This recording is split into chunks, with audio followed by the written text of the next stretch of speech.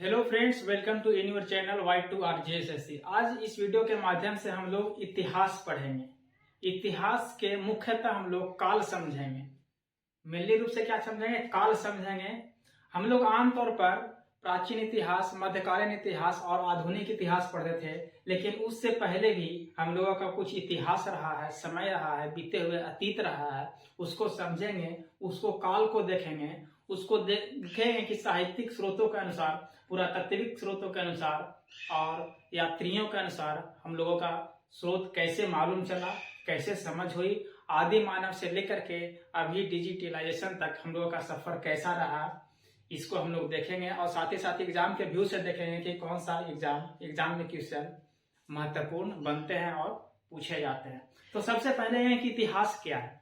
इतिहास उसको बोला जाता है जो समय बीत गया है, यानी बीते हुए अतीत में जो समय हो गया है, बीत गया है, उसे इतिहास कहा जाता है। क्या कहा जाता है? इतिहास कहा जाता है। इतिहास को हम लोग टुकड़ों में काल के अनुसार बांट करके समझेंगे और उसको नामकरण के अनुसार समझेंगे। तो सबसे पहले ये इतिहास समझ लिए। इतिहास का पिता आपका हेरोडोटस के कहा जाता है। किसको कहा जाता है? हेरोडोटस के। इतिहास का पिता हेरोडोटस को कहा जाता है। अब देखेंगे इतिहास को में 3 रूपों में बांटा गया। कितने भागों में बांटा गया है? 3 भागों में बांटा गया। जो हम लोग आमतौर पर प्राचीन कालीन, मध्यकालीन भारत इतिहास और आधुनिक इतिहास जो पढ़ते हैं, आपका ऐतिहासिक काल यानी हिस्टोरिक पीरियड में आता है। उससे पहले भी 2 और पीरियड है। तो सबसे पहले इतिहास को 3 पीरियड में बांटा गया, यानी 3 काल में बांटा गया। पहला आपका हो गया प्राग ऐतिहासिक काल, दूसरा अर्ध ऐतिहासिक काल और तीसरा आपका हो गया ऐतिहासिक काल, यानी प्री हिस्टोरिक, प्रोटो हिस्टोरिक और हिस्टोरिक। सबसे पहले देखेंगे प्राग ऐतिहासिक काल, प्रोटो हिस्टोरिक किसको कहा जाता है? जो सबसे पहले की समय है, अतीत समय, पुरानी से पुरानी, बीती से बीती, उसको बोला जाता है प्री हिस्टोरिक यानी प्राग ऐतिहासिक काल। इस इतिहास को समझते इसका कोई लिखित साक्ष्य नहीं है, ना ही वो लिखित साक्ष्य है। और जब लिखित साक्ष्य नहीं तो उसको पढ़ा कैसे जा सकता है, उसको समझा कैसे जा सकता है? यानी आमतौर पर प्राग ऐतिहासिक काल में समझ सकते हैं कि इसका लिखित जो है साक्ष्य बिल्कुल नहीं है, यानी पढ़ा लिखा भी इसको नहीं जा सकता है। वही बात करें अर्ध ऐतिहासिक काल में, प्रोटो हिस्टोरिक में, तो इसका लिखित साक्ष्य क्या है लिखित साक्ष्य आपका है, लेकिन इसको पढ़ा क्या किया जाता है? जा नहीं सकता है। अर्ध ऐतिहासिक काल में लिखा हुआ उस समय लिपि है, उस लिखे हुए लेख है, लेकिन उसको पढ़ा और समझा नहीं जा सकता है, इसलिए उसको बोला जाता है अर्ध ऐतिहासिक काल यानी प्रोटो हिस्टोरिक। अब बात करें ऐतिहासिक काल में, तो इसका जो है लिखित साक्ष्य भी है और इसको पढ़ा भी जा सकता है। यानी इतिहास काल जो हम लोग प्राचीन इतिहास पढ़ते हैं, उसमें लेख लिपि समझ सकते हैं और उसको पढ़ भी सकते हैं। उसी को हम लोग पुरातात्विक स्रोतों के अनुसार हम लोग पढ़ते हैं, साहित्यिक स्रोतों के अनुसार हम लोग पढ़ते हैं, यात्रियों के अनुसार हम लोग पढ़ते हैं और समझते हैं इतिहास को। सबसे पहले देखेंगे प्राग ऐतिहासिक काल। प्राग ऐतिहासिक काल को आपका पाषाण काल भी कहा जाता है। इसको क्या कहा जाता है? पाषाण काल, यानी स्टोन एज भी इसको कहा जाता है। अब इसके देखें प्राग ऐतिहासिक काल की बात करें, यानी प्रोटो हिस्टोरी को, तो इसकी खोज 1863 में रॉबर्ट ब्रूस फुट नामक वैज्ञानिक ने, किसने? 1826 ईस्वी में, 1863 ईस्वी में रॉबर्ट ब्रूस फुट नामक वैज्ञानिक ने इसका खोज किया था। जबकि लिखावट के हिसाब से आपका जॉन ब्रूस नामक वैज्ञानिक ने इसको बांटा था। लिखावट के अनुसार क्या किया था? बांटा था जॉन ब्रूस में। बात करें अलेक्जेंडर कनिंघम की, तो ये जो अलेक्जेंडर कनिंघम है, ये हमारे उस समय की पुरातात्विक जो है विभाग का ये क्या थे? अध्यक्ष थे। क्या थे? अध्यक्ष थे। बात करें प्राग ऐतिहासिक काल की और की, तो इसको ताम्रपाषाण काल कहा जाता है। क्या कहा जाता है? ताम्रपाषाण काल, क्योंकि इस समय पत्थर से लेकर के तांबे तक का सफर तय हुआ था, तांबा का क्या हुआ था? विकास हुआ था, इसलिए प्राग ऐतिहासिक काल को आपका ताम्र काल भी कहा जाता है। उसी तरह अर्ध ऐतिहासिक काल को, जिसमें लिखित साक्ष्य है, जिसको पढ़ा नहीं जा सकता है, उस काल में आपका कांसा का विकास हुआ था, इसलिए उसको कांस्य कालीन इतिहास कहा जाता है। क्या कहा जाता है? कांस्य कालीन इतिहास कहा जाता है। ठीक उसी तरह ऐतिहासिक काल की बात करें, तो उस समय हमारे वैदिक काल के मेनली उत्तर वैदिक काल में आपका लोहे का विकास हुआ था। इस वजह से आपका इसको लौह युगीन काल भी कहा जाता है। यानी प्राग ऐतिहासिक काल को ताम्र युगीन काल, अर्ध ऐतिहासिक काल को कांस्य युगीन काल और ऐतिहासिक काल को आपका लौह युगीन काल कहा जाता है। अब समझते हैं प्राग ऐतिहासिक काल यानी प्री हिस्टोरिक में इसको 4 भागों में बांटा गया है। कितने भागों में बांटा गया है? आपका 4 भागों में। पूरा पाषाण काल, मध्य पाषाण काल, नव पाषाण काल और आपका ताम्र पाषाण काल। पूरा पाषाण काल यानी पैलियोलिथिक, इसका जो काल है आपका 25 लाख ईसा पूर्व से लेकर के आपका 10,000 ईसा पूर्व तक के काल को हम लोग क्या कहते हैं? पूरा पाषाण काल। अब पूरा पाषाण काल में हम लोग समझेंगे तो इस पाषाण काल में मानव जो है बिल्कुल आदि मानव था। उनको किसी चीज का परिचय और ज्ञान नहीं था, ना खाने का, ना पहनने का, ना ओढ़ने का, कुछ भी किसी भी तरह का उनको ज्ञान नहीं था। वो सिर्फ अपने खाने पीने के लिए जानवर पर आश्रित रहते थे, भटकते थे, जो आता था वो खाते थे, जो समझ में आता था वो करते थे। यानी पूरी तरह से आपका क्या थे? पूरा पाषाण काल में मानव आदि मानव थे, उनको किसी तरह का ज्ञान नहीं था। बात करें तो पूरा पाषाण काल में कि इनकी सफर कैसे शुरू हुई, कुछ शुरुआत कैसे हुआ, तो पूरा पाषाण काल में माना जाता है कि आग की आपका खोज हो गया था। आग से इन लोग परिचित हो गए थे, जानकार हो गए थे। किसी से? आग से। किस काल में? पूरा पाषाण काल में। आपके एग्जाम में बहुत ही पूछा जाता है।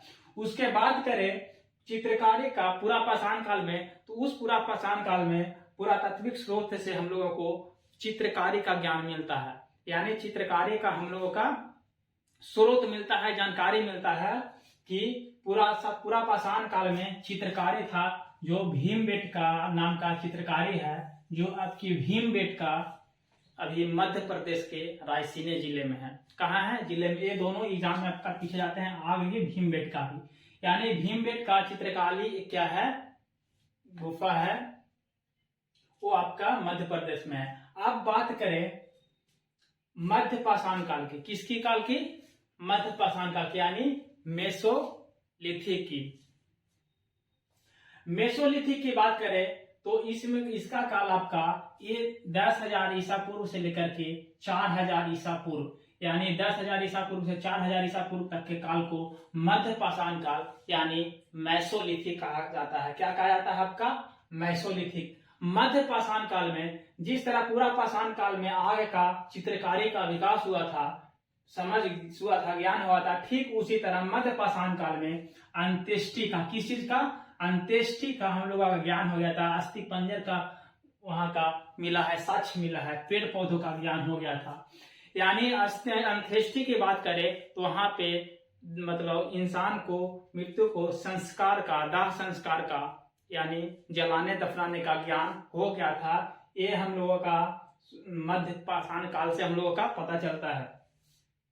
और अस्थि पंजर यानी हड्डी से इन लोग परिचित हो गए थे, पेड़ पौधों से इन लोग परिचित हो गए थे। इन लोगों को समझ में आ गया था कि पेड़ पौधों कौन हम लोगों के फलदायक है, खाने लायक है, कौन सा हम लोगों के लिए सही है और नहीं है। ये जानकारी आपका मध्य पाषाण काल में आदि मानव को हो गया था। उसके बाद बात करें नव पाषाण काल की, यानी नियोलिथिक की, तो नियोलिथिक में जिस तरह पूरा पाषाण काल में, मध्य पाषाण काल में धीरे धीरे विकसित हुआ, नव पाषाण काल में आपको कुछ ज्यादा ही विकसित देखने को लिए मिला गया। यानी आदम मानव बहुत ज्यादा ही कुछ विकसित हो गए, परिचित हो गए वस्तु से अपने जीवन काल में आगे स्रोत की ओर बढ़ने के लिए। तो नव पाषाण में बात करें तो इसका जो काल है नव पाषाण काल, ये आपका 4,000 ईसा पूर्व से लेकर के 1,000 ईसा पूर्व तक के काल को आपका क्या कहा जाता है? नव पाषाण काल। यानी 4,000 से 1,000 ईसा पूर्व के ईस्वी को काल को नव पाषाण कहा जाता है, नियोलिथिक। इसमें सबसे बड़ी इन लोगों ने उपलब्धि हासिल की कि ये जो है कृषि से करना सीख गए, कृषि से परिचित हो गए ये लोग। यानी कृषि करने लगे, खेती करने लगे, अपने खाने पीने के लिए समझ में आ गया था कि कौन सी चीज का हम लोगों का खेती करना है, किसका उत्पादन करना है। उसके बाद आगे बात करते हैं लोग पशुपालन, यानी पशुपालन से लोग परिचित हो गए, पशु को पालने लगे, रखने लगे, संभालने लगे कि कौन सा पशु हम लोगों के लिए सही है, बोझ ढोने के लिए, आगे किसी सामान को ले जाने के लिए, खाने पीने के लिए कौन सा पशु हम लोगों के लिए सही है। पशुपालन से परिचित हो गए। उसके बाद करें कि पहिया, पहिया से भी इन लोग परिचित हो गए। इन लोगों को समझ में आ गया कि कुछ पहिया होता है जिसको चला करके सामान ढोया जा सकता है, किसके, पशु के द्वारा। इस यानी पहिया से ही परिचित हो गए। उसके बात करें कि मनका का, यानी मनका से इन लोग परिचित हो गए, यानी घड़ा। मनका की बात करें तो क्या है आपका ये घड़ा, यानी इन लोगों को घड़ा से परिचित हो गया कि घड़ा कुछ होता है, उसमें पानी रख सकते हैं, कोई द्रव्य को रख सकते हैं, संभाल सकते हैं। उसके बाद आगे की बात करें प्रागैतिहासिक काल में यानी पाषाण काल में, स्टोन एज में, तो चौथा आपका एज आता है आपका ताम्र पाषाण का, जिसको बोला जाता है चैल्कोलिथिक पीरियड। चैल्कोलिथिक पीरियड में, ताम्र पाषाण काल में, इसमें मुख्य रूप से तांबे का क्या हो गया था, इन लोगों को जानकारी हो गया था। तांबे की बात करें तो तांबे से पहले इन लोगों का ज्ञान, जो औजार था इन लोगों का खाने का, पीने का, शिकार करने का, ये पत्थर का हुआ करता था। लेकिन नव पाषाण काल में, ताम्र पाषाण काल में तांबे का ज्ञान हो गया और वो औजार को पत्थर से इन लोग विकसित हो गए तांबा में, और वो तांबे का विकास जानकारी हो गया था, तांबा से इन लोग परिचित हो गए ताम्र पाषाण काल में।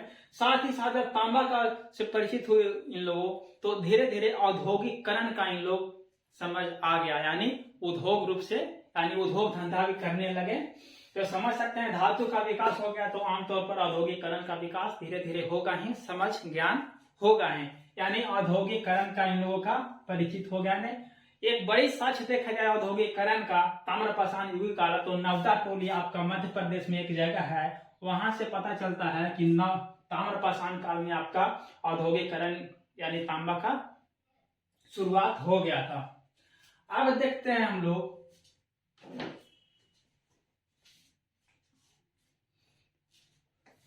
अब आज ऐतिहासिक काल में देखते हैं। आज ऐतिहासिक काल को कांस्य युगीन काल भी कहा जाता है। क्या कहा जाता है, कांस्य युगीन काल।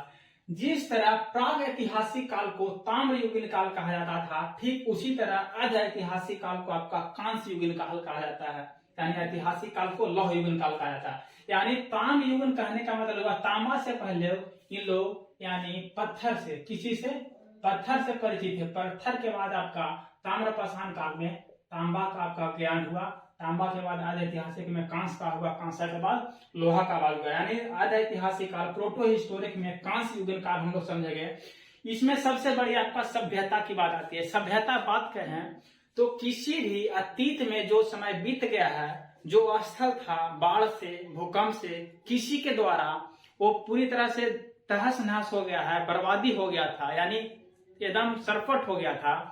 ठीक उसी को भी खोज करने के लिए आखिर यहाँ पे ये जगह के पहले क्या था, इस जगह पे पहले क्या था, उसकी खोज करने के लिए, जानकारी के लिए पुरातात्विक स्रोतों के अनुसार खुदाई किया जाता था। यानी खुदाई के अनुसार पता किया जाता था कि यहाँ की संस्कृति क्या थी, सभ्यता क्या थी, लोगों का किस चीज का ज्ञान था, नहीं था, किस चीज से परिचित थे, नहीं थे, उनका साधन क्या था।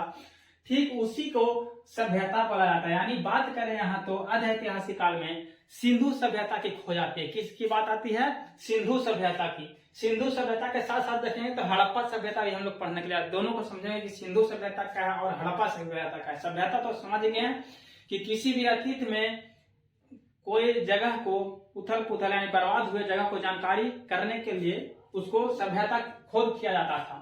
सभ्यता की, सिंधु घाटी सभ्यता की बात करें तो इसकी खोज चार्ल्स मैसन ने, किसके द्वारा, चार्ल्स मैसन द्वारा 1826 ईस्वी में, यानी सिंधु घाटी सभ्यता को 1826 ईस्वी में चार्ल्स मैसन द्वारा खोज किया गया था। इसकी बात करें नामकरण की, सिंधु घाटी सभ्यता ही क्यों नाम दिया गया नामकरण की, तो ये आपका जॉन मार्शल द्वारा नामकरण किया गया था सिंधु घाटी सभ्यता। अब बात करें सिंधु घाटी सभ्यता की खुदाई की। खुदाई करने से पहले नामकरण की बात आता है, यानी सिंधु घाटी सभ्यता का नाम क्यों पड़ा, सिंधु घाटी ही क्यों पड़ा और हड़प्पा सभ्यता ही क्यों पड़ा। तो सबसे पहले तो कहते हैं सिंधु घाटी जब खुदाई होने लगा उस जगह का, उस एरिया का, एक जगह नहीं बहुत जगह खुदाई हुआ, अनंत जगह। जो भी जिस जगह भी खुदाई होता था, जिस नदी का बात आता था, वो कहीं न कहीं नदी जाकर के कनेक्ट होता था आपके सिंधु नदी से, यानी मिलता जुलता था सिंधु नदी से। सिंधु नदी के आसपास ही करीब ही वो जगह मिलती थी, इस वजह से सिंधु घाटी सभ्यता उसको बोला गया। अब बात करें इसकी प्रथम खुदाई सिंधु घाटी की सभ्यता, प्रथम खुदाई दयाराम साहनी द्वारा 1921 ईस्वी में किया गया था। यानी सिंधु घाटी के प्रथम खुदाई यानी भारत के उत्तर पश्चिम भारत में पाकिस्तान की ओर सबसे पहली खुदाई दयाराम साहनी द्वारा 1921 ईस्वी में किया गया था। यानी दयाराम साहनी द्वारा पहली खुदाई जो है हड़प्पा एक जगह था जो अभी मोंटगोमरी जिला पाकिस्तान में है। कहाँ? मोंटगोमरी जिला में है। ठीक उसी लिए जब प्रथम खुदाई हुआ इसलिए उसको बोला जाता है हड़प्पा सभ्यता। यानी सिंधु सभ्यता को कभी कभी हड़प्पा सभ्यता ही बोला जाता है, यानी हड़प्पन सिविलाइजेशन भी बोला जाता है। अब बात करें इसकी काल का, तो सिंधु घाटी सभ्यता का काल आपका 2500 से लेकर के आपको 1750 ईसा पूर्व तक के काल को ये ऐतिहासिक काल में सिंधु घाटी सभ्यता को पढ़ने के लिए मिलता है। सभ्यता में और भी बात करें तो ये जो सिंधु घाटी सभ्यता है ये विश्व की पहली ऐसी सभ्यता है जो नागरिक है। क्या है? नगरीकरण है। यानी शहरीकरण यानी नगरीकरण के हिसाब से देखें तो ये विश्व की ऐसी पहली सभ्यता है सिंधु घाटी सभ्यता जो नगरीकरण है। इसके पहले जो भी सभ्यता थे वो क्या थे आपका? पूरी तरह से वो ग्रामीण थे। जितना ये शहरी से परिचित थे सभी तरह से उतना। यदि बात करें और विश्व के लेवल पे तो ये तो पहले नगरी हो ही गया, लेकिन इससे पहले भी सबसे बड़ी सभ्यता यानी सबसे पुरानी सभ्यता और सबसे पुरानी सभ्यता की बात करें तो आपका आ जाता है मेसोपोटामिया की सभ्यता। किसकी सभ्यता? मेसोपोटामिया की सभ्यता। मेसोपोटामिया की सभ्यता आपका 10,000 ईसा पूर्व माना जाता है। क्या माना जाता है? 10,000 ईसा पूर्व। यानी सबसे पुरानी विश्व की सभ्यता मेसोपोटामिया की सभ्यता, और सबसे पुरानी सभ्यता जो नगरीय सभ्यता थी वो आपका हो गया सिंधु घाटी सभ्यता। और भी सभ्यता की बात करें तो आपका रोम की सभ्यता, मिस्र की सभ्यता, ये सब क्या है? फारस की सभ्यता, ये सब विश्व लेवल की सभ्यता है। अब यहां तक तो हम लोग देख लिए। अब देखते हैं हम लोग ऐतिहासिक काल में। किस काल में? ऐतिहासिक काल में। अब ऐतिहासिक काल में हिस्टोरिकल पीरियड में मेनली हम लोग यही 3 पढ़ते थे: प्राचीन इतिहास, मध्यकालीन इतिहास और भारत इतिहास। अब बात करते हैं प्राचीन इतिहास की। तो प्राचीन इतिहास में हम लोगों को 3 स्रोत से यानी इतिहास के पन्नों को पता करने के लिए 3 स्रोतों का सहायता लेते हैं। वो पहला स्रोत आपका होता है पुरातात्विक स्रोत। कौन सा स्रोत? पुरातात्विक स्रोत। यानी जो पहले लिखे थे, जो प्राकृतिक साक्ष्य थे, उसके हिसाब से हम लोग जानकारी इतिहास का ले सकते हैं। दूसरा ले सकते हैं विदेशियों का, जो विदेशी एक देश से दूसरे देश पे उस समय जो आए थे कि इस जगह की क्या है स्थिति और उस जगह की क्या स्थिति है, उनकी काव्य स्थिति क्या है, उसके अनुसार से हम लोग। और दूसरा है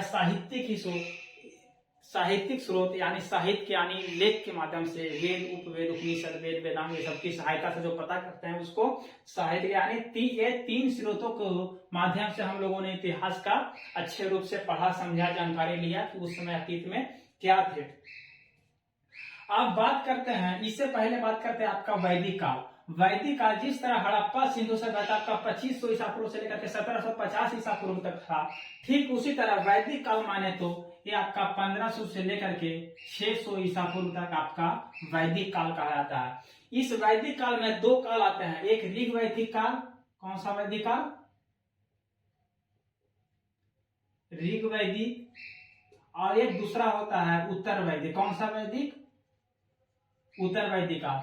वैदिक काल में 1500 से आपका 1000 तक ईसा पूर्व के काल को ऋग वैदिक काल कहा जाता है, जबकि 1000 से लेकर के 600 ईसा पूर्व तक के काल को आपका उत्तर वैदिक काल कहा जाता है। ठीक इसी उत्तर वैदिक काल में आपका लौह युगीन यानी लौह का खोज हुआ था।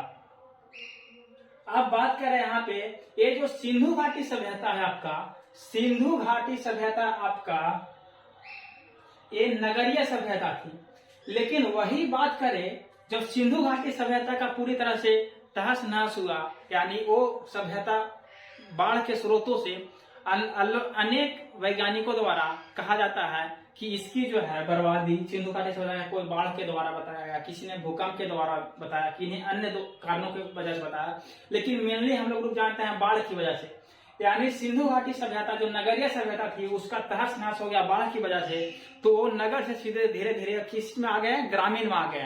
यानी सिंधु घाटी सभ्यता नगर सभ्यता थी, लेकिन उसके बाद जो सभ्यता यानी कुछ साक्ष्य मिला, यानी जो स्थल थे काल आए वो ग्रामीण हो गए नहस तहस नहस के बाद। लेकिन ठीक उसके बाद जब उदय शुरू होना हुआ तो वो वैदिक काल के उत्तर वैदिक काल से लोहे का खोज हुआ। उसी स्रोत से मालूम किया जा सकता है कि जब लोहे का खोज हुआ तो अब फिर से वो नगरीकरण की ओर बढ़ने लगे। यानी पूरी तरह से आम पर कह सकते हैं कि सिंधु घाटी सभ्यता नगर सभ्यता थी, उसके बाद आपका ग्रामीण सभ्यता हुई, फिर उत्तर वैदिक काल से आपका नगरी सभ्यता यानी नगरीकरण का आपका शुरुआत हो गया। अब प्राचीन इतिहास में देखते हैं, प्राचीन इतिहास में पुरातात्विक और विदेशी और साहित्य के स्रोतों से मालूम कर सकते हैं कि ये इतिहास का काल क्या था। तो सबसे पहले देखते हैं सिक्का को, यानी सिक्का के द्वारा भी प्राचीन इतिहास को पता किया जा सकता है कि उस समय का इतिहास हमारा क्या था। सिक्का में बात करें तो एक आहत सिक्का, पंचमार्ग सिक्का जो आपका मौर्यों द्वारा चलाया गया था, आहत सिक्का उसको कहा जाता है, जिस पर सिर्फ वस्तु का साक्ष्य होता था, किसी पशु का साक्ष्य होता था, उस पर लिखावट नहीं होती थी, उसको पंचमार्ग या आहत सिक्का कहा जाता है। ये आपके एग्जाम में अक्सर ही पूछे जाते हैं। बात करें और भी अभिलेख का बात करें तो अभिलेख यानी उस समय के जो अभिलेख लिखा जाता था, किसी खोद करके वस्तु पर खोद करके लिखना लेख कहलाता है, पत्थर पर खोदना अभिलेख कहलाता है।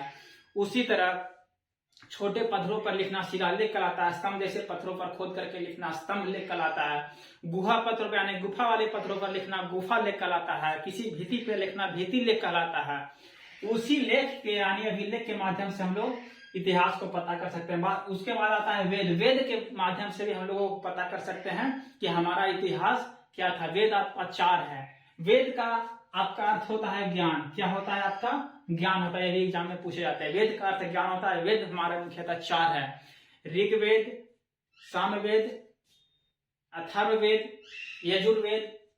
यानी ऋग्वेद, यजुर्वेद, सामवेद, अथर्ववेद आपका वेद हो गया। ठीक उसी तरह उपवेद होते हैं। जिस तरह वेद होता है, वेद का एक ऋषि होता है, हर एक वेद का अपना अपना विद्वान ऋषि होता है, ठीक उसी तरह हर एक वेद का एक उपवेद होता है। क्या होता है? उपवेद होता है। 4 वेद है तो इसको 4 उपवेद भी होता है। धनुर्वेद, ये सब क्या हो गया? उपवेद हो गया। गंधर्व वेद इसके ऋषि हो गए हैं। जिस तरह वेद का एक ऋषि होता है महान, ठीक उसी तरह उपवेद का भी ऋषि होता है। यानी 4 वेद का 4 ऋषि यानी महान उस वेद में, और उस चारों उपवेद का भी एक महान ऋषि होता है। अब वेदांग बात करते हैं तो वेद को पढ़ने के लिए जिसका प्रयोग किया जाता था, जिसका सहारा लिया जाता था, वो वेदांग कहलाता है। वेदांग आपका 6 है। उसी तरह पुराण है, पुराण भी आपका 18 है। पुराण के इसी भी स्रोत से हम लोग इतिहास को पता कर सकते हैं। उसके बाद उपनिषद आता है। उपनिषद से भी हम लोगों के इतिहास का पता होता है। उपनिषद का अर्थ होता है, ये एग्जाम में पूछा जाता है, उपनिषद का अर्थ होता है किसी गुरु के समीप बैठकर उनका ज्ञान ग्रहण करना, शिक्षा लेना आपका उपनिषद कहलाता है। यानी गुरु के सामने समीप बैठकर शिक्षा ग्रहण करना उपनिषद कहलाता है। उसी तरह महाकाव्य की बात करें, महाभारत की, रामायण की, काव्य की बात करें तो आपका रामायण आ जाएगा, लेकिन वही महाकाव्य की बात करें तो आपका महाभारत आ जाएगा। यानी सबसे बड़ी काव्य रामायण है, जबकि सबसे बड़ी महाकाव्य की बात करें तो आपका महाभारत है। उसके बाद जैन ग्रंथों से पता चलता है, धर्म ग्रंथों, बौद्ध ग्रंथों से पता चलता है कि हमारा इतिहास क्या था। जैन बौद्ध की बात करें तो जनपद यानी जन मिलकर के, आम जनों मिलकर के एक पद बनता था, जनपद खड़ा था, जनपद मिलकर के महाजनपद का विकास हुआ। वही महाजनपद में बौद्ध ग्रंथ के अंगुत्तर निकाय और जैन धर्म के भगवती सूत्र के स्रोतों से पता चलता है कि हमारे इतिहास में 16 महाजनपदों का बात हुआ था। कितने महाजनपदों का? 16 महाजनपदों का, जिसमें एक महाजनपद था मगध महाजनपद। कौन सा जनपद? मगध महाजनपद। इस मगध महाजनपद सबसे शक्तिशाली और विस्तृत क्या थे जनपद थे, इसी को कहा जाता है मगध महाजनपद। ये मगध महाजनपद अभी के स्रोत से बिहार में गया, पटना, ये सब के स्रोत आपका जगह आपका मगध महाजनपद में आते थे। मगध महाजनपद में बात करें तो इस पे 7 राजवंशों ने शासन किया था। कितने राजवंशों ने शासन किए थे? 7 राजवंशों ने शासन। कौन कौन से राजवंश आपके आते हैं? हर्यक वंश, शिशुनाग वंश, नंद वंश,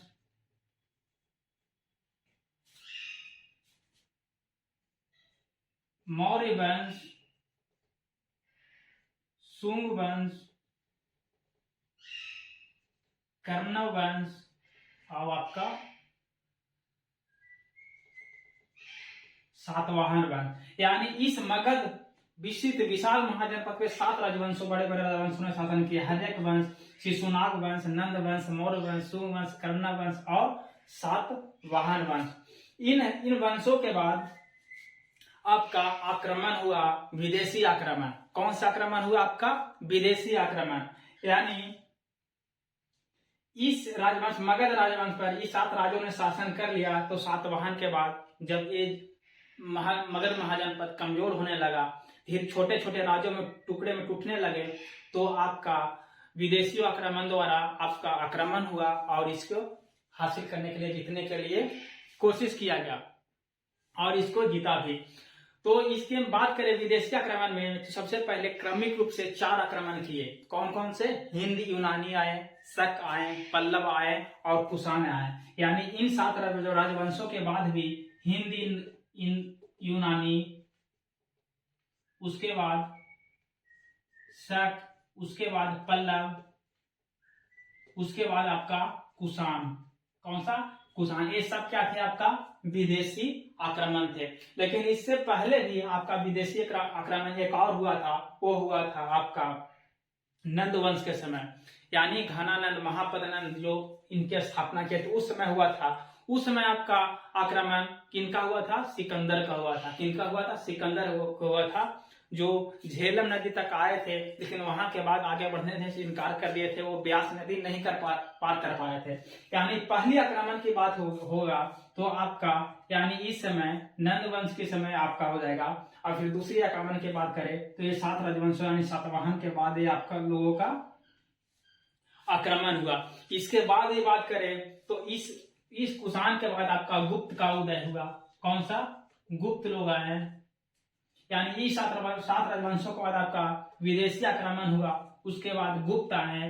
गुप्त के बाद भी आपका धीरे धीरे दक्षिण की ओर बढ़ा गया। दक्षिण में आपका चोल हो गया, चालुक्य हो गया, पल्लव हुआ, चेर हुआ। ये लोगों ने दक्षिण में और उत्तर में। गुप्त के बाद आपका आए वर्धन वंश। कौन सा? वर्धन वंश। ये आपका उत्तर भारत तक ही क्या थे? विकसित थे। यानी इन कुषाण बाहरी के बाद, आक्रमण के बाद गुप्त और वर्धन जो है आपके उत्तर भारत में शासन किए। दक्षिण भारत की बात करें तो आपका मुख्यतः थे चेर, चोल और पांड्य। इन लोगों के अलावा भी चालुक्य का हुआ विकास, चोल का हुआ। चालुक्य में भी आपका 3 चालुक्य आए, बेंगी, वातापी और कल्याणी। आपका चोल में भी 2 चोल आए, वो जिनका पहले चोल का उनका समाप्त हो गया। फिर पल्लव का उस पे हुआ विकसित, फिर पल्लव का जो हुआ उनका तहस नहस, तो फिर उनके बाद चोल का विकास हुआ, चालुक्य का हुआ। ये आपका दक्षिण भारत की ओर थे। अब बात करें धीरे धीरे फिर छोटे छोटे राजवंशों में टुकड़े में बंटने लगे, टूटने लगे। त्रिपक्षीय युद्ध हुआ जिसमें प्रतिहार वंश, पाल वंश, चालुक्य वंश ने हिस्सा लिया था। उसके बाद छोटे छोटे साम्राज्य में टूट गए, दक्षिण भारत भी, उत्तर भारत भी।